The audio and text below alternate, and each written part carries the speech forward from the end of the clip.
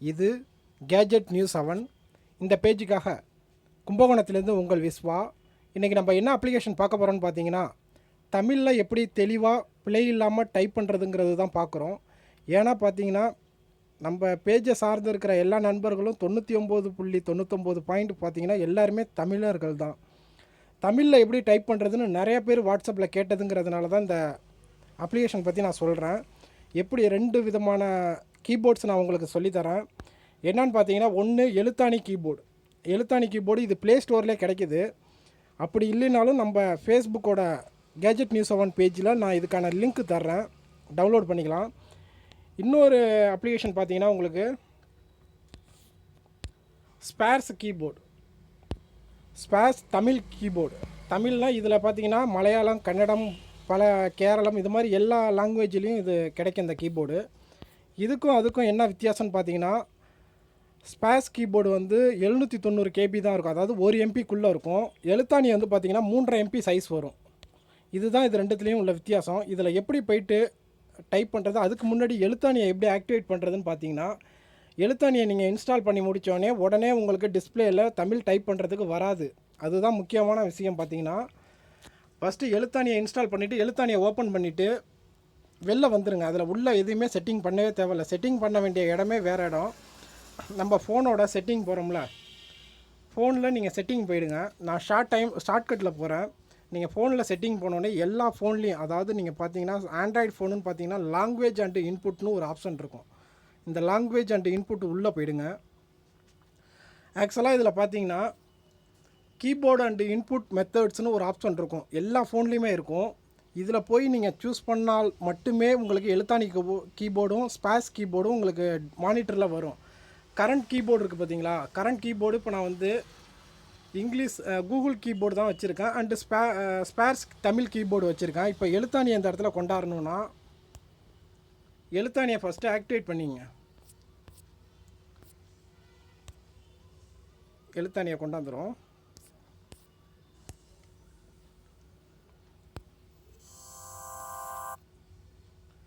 எழுத்தாணி கீபோர்டுக்கு பார்த்தீங்கன்னா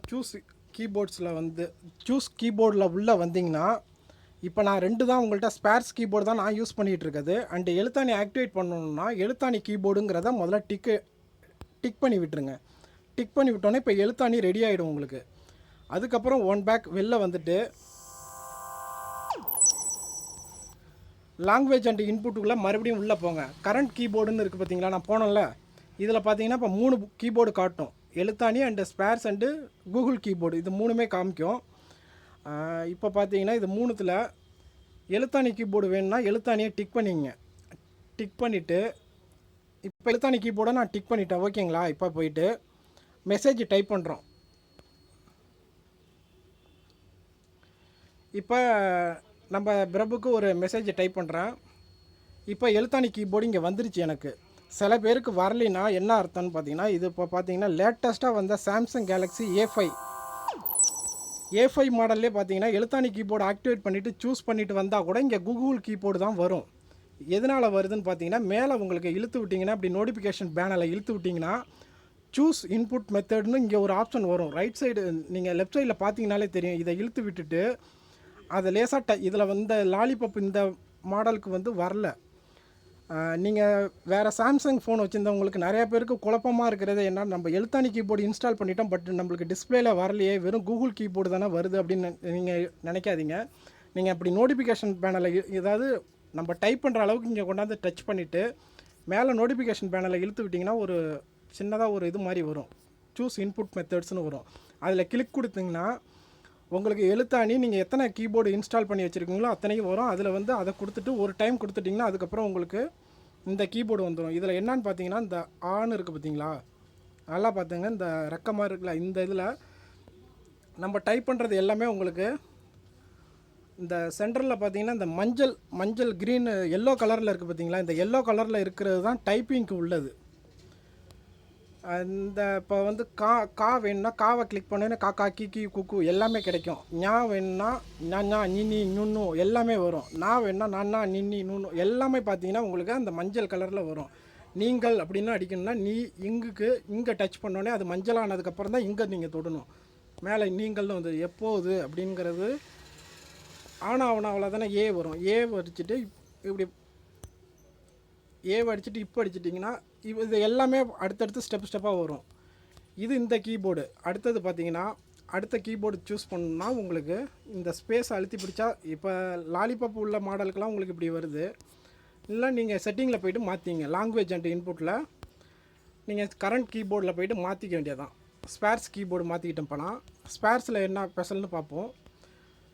ஸ்பேர்ஸில் வந்து இப்படி தான் இருக்கும். உங்களுக்கு அந்த மாதிரி மஞ்சள் கலர் வராது. இப்போ வந்து நீங்கள்னு அடிக்கணும்னா நாவை அழுத்தி பிடிச்சிங்கன்னா அப்படி வரும். அப்படியே மாற்றிக்க வேண்டியதான். நீ இங் அப்படியே பார்த்தீங்கன்னா இங்கே வந்துடும். எப்போது அப்படிங்கிறதுக்கு ஏ அழுத்திட்டு இப்புக்கு இது மாதிரி அழுத்தி இப்படியே இழுத்து கொண்டு போய் எங்கே இடமே விட்டால் அந்த எழுத்தில் உட்காந்துக்கும். எப்போதும் அப்படிங்கிற மாதிரி உங்களுக்கு வருது. இதுதான் இந்த ஸ்பேர்ஸ் கீபோர்டு. ஈஸியாக இருக்கும். எந்த எழுத்து வேணுமோ அந்த எழுத்தை அழுத்தி பிடிச்சிட்டு நம்ம எந்த எழுத்துக்கிட்ட விடுறோமோ அங்கே நின்றுடும். அதுக்கான நெக்ஸ்ட் வேர்டு இதிலே வரும். இதிலே பார்த்தீங்கன்னா கூகுள் கீபோர்டுங்கிறது எப்படி இருக்குன்னு பார்த்துப்போம். நம்ம கூகுள் கீபோர்டில் இன்னும் ஈஸியாக ஃபாஸ்ட்டாக டைப் பண்ணுறதுக்கு நான் சொல்லித்தரேன் பாருங்கள்.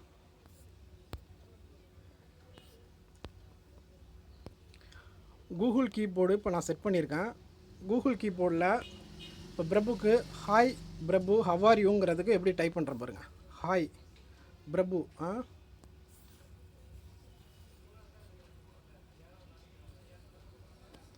Hi Prabhu how are you.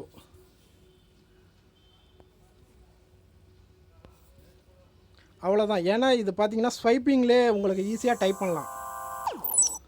ஸ்வைப்பிங்கில் ஈஸியாக டைப் பண்ணுறது தான் இந்த கூகுள் கீபோர்டு. இது வந்து செம்ம ஃபாஸ்ட்டாக டைப் பண்ணலாம். நம்ம என்ன சொல்ல வரோமோ அதுக்கு நேராக உள்ள அழுத்தடுத்த வேர்டுக்கிட்ட இழுத்துட்டு போனோனாலே அந்த வேர்டு வந்து உட்காந்துக்கும். பாருங்கள், தமிழில் டைப் பண்ணுறது ரொம்ப ரொம்ப ஈஸி. கண்டிப்பாக இந்த அப்ளிகேஷன் வந்து யூஸ் பண்ணுங்கள். தமிழ் வந்து தமிழை விட ஒரு சிறந்த லாங்குவேஜ் எங்கேயுமே கிடையாது. அதனால் தமிழில் இன்மேட்டு மேக்ஸிமம் பார்த்திங்கன்னா தமிழில் எப்படி டைப் பண்ணுறது ரொம்ப ஆச்சரியமாக கேட்குறாங்க சில பேர். அவங்களுக்காக தான் இந்த அப்ளிகேஷன். ஓகே, மற்றது நல்லது ஒரு தகவலோட மீண்டும் கேஜெட் நியூஸ் அவனில் உங்களை வந்து மீண்டும் சந்திக்கிறேன். Good luck.